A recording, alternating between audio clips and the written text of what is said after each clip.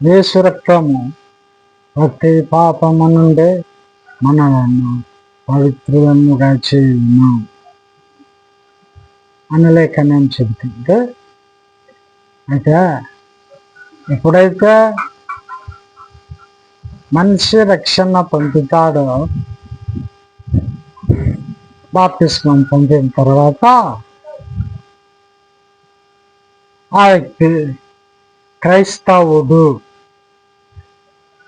నిజమైన క్రైస్తవుడైతే బాప్తిస్మము వాక్యానుసారం అనేది అయితే దేవుడు అతనికి గట్టి భద్రత ఇస్తాడు.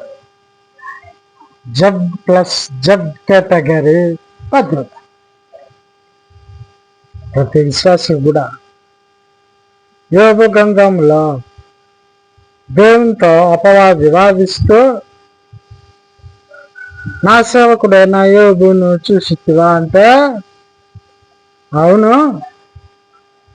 చూశానయ్యా, నువ్వు యోబుకు కలిగిన సమస్తమునకు చుట్టూ కంచె వేసితివి, చాలా సార్లు యోబును శోధించాలా, దేవుని నుండి పడగొట్టాలి, యోబు యొక్క విశ్వాసమును చెడగొట్టాలి, యోబు పతనమై దేవుని దూషించి దేవునికి దూరం అయిపోవాలని ఆకాశ మండలం అందున్న దురాత్మల సమూహం యోబును వెంబడించినప్పుడు ఏ కోశాన యోబును శోధించుకోలేకపోయారు. యోబు దేవుని ఎందు భయభక్తులు కలిగిన వాడు, దైవజనుడు, భక్తిపరుడు కనుక దేవుడు యోబుకు ఒక అద్భుతమైనటువంటి కంచెను వేశాడు. యోబుకు కలిగిన ప్రతి దానికి కూడా దేవుని యొక్క కాపుదల ఉందే. కాబట్టి శోధకుడు ఏం చేసుకోలేకపోయాడు. యోబు దగ్గరికి వెళ్ళాలని ఎన్నో తూర్లు ప్రయత్నించాడంట, కానీ యోబుకు చుట్టూ కంచె ఉందంట. అది శాకిస్తుంది. ఆ కంచెను దూరి లోపలికి వెళ్ళామని ప్రయత్నిస్తే ఆ కంచె షాక్ కొడుతుంది. అందుకు యోబును మాత్రం నేను పట్టించుకోలేదు అని యోబు గ్రంథంలో పరలోకపు దేవాలయంలో దేవునితో వాదిస్తున్నాడు. అందరికీ తెలిసిన విషయమే. అయితే దావీదుని గురించి ఏమని వ్రాయబడింది? నేను ఏర్పరచుకున్న నా సేవకుడు, నా మనసు ఇష్టానుసారము గల వాడు అని దేవుడు దావీదుని గురించి చదివించిన మాటలు. అప్పటికే ఇశ్రాయేలుకు ఒక రాజు ఉన్నాడు, ఆయన పేరు సౌలు. ఈ సౌలు దావీదును ఎలాగైనా చంపేయాలా అనే నిర్ణయం తీసుకున్నాడు. ఈ నిర్ణయము దుష్టుని సలహాతో శరీరంలో నుండి ఆలోచనలోకి వచ్చి ఆలోచన బలపడాలి అని 3000 మందిని తీసుకొని వెళ్ళాడు. 3000 మంది ఉన్నా కూడా ఒక్క దావీదు ఏం చేసుకోలేకపోయినా. సౌలు అప్పుడు దావీదు చేతికి చిక్కాడు.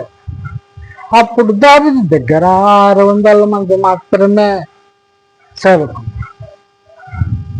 దావీదు సేవకులు 600 మంది.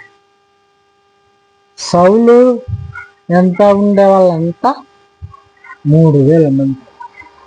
వీళ్ళందరూ కూడా ఇశ్రాయేలు వారే. సౌలు రాజు యొక్క మాట విని దావీదుని చంపాలని వీళ్ళంతా వచ్చినారు. వీళ్ళంతా సౌలు వెన్నంటి ఉన్నారు. ఈ పక్క దావీదు దేవుని గుండె మీద తల వాల్చి ఆయనను అంటి ఉన్న దేవుని యొక్క కాపుదల జడ్కెటగిరి దావీదు. అది ఒక అద్భుతం, ఎవరేం చేసుకోలేరు. దావీదు మీద చెయ్యి ఎవరు వేయలేదు. అది దేవుని శాసనం. అయితే ఈనాడు ఆత్మ సంబంధమైన దావీదులు దేవునికి కావాలి. మీలో ఎవరైనా ఉన్నారేమో, అది దేవుని దృష్టికే తగును.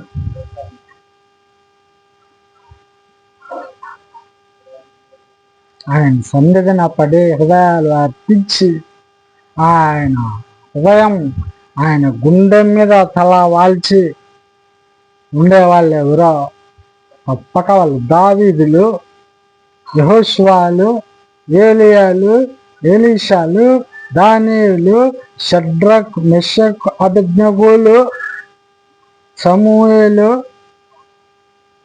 ఇలాగ చెప్పుకుంటూ వెళ్తే పాత నిబంధన కొత్త నిబంధన భక్తులందరూ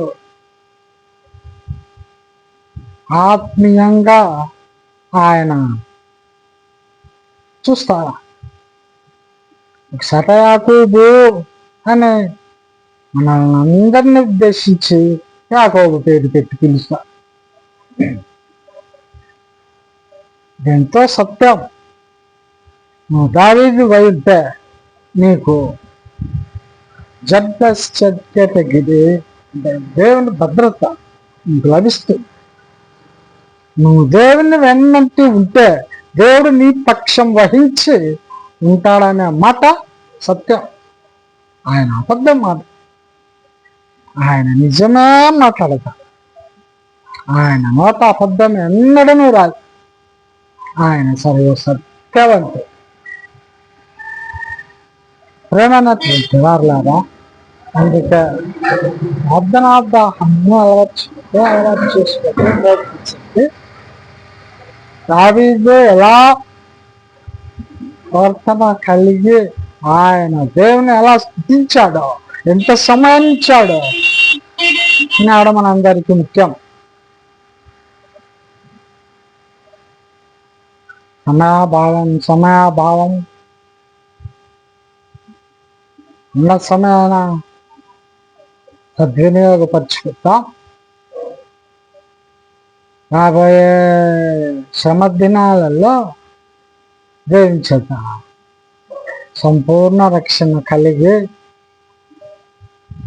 దేవుడు మన పక్షమునే ఉంటాడు. ఆ శ్రమల కాలం నోవహు కాలంలో ఎన్నో విపత్తులు, భయంకరమైన సంఘటన జరుగుతూ ఉంటాయి.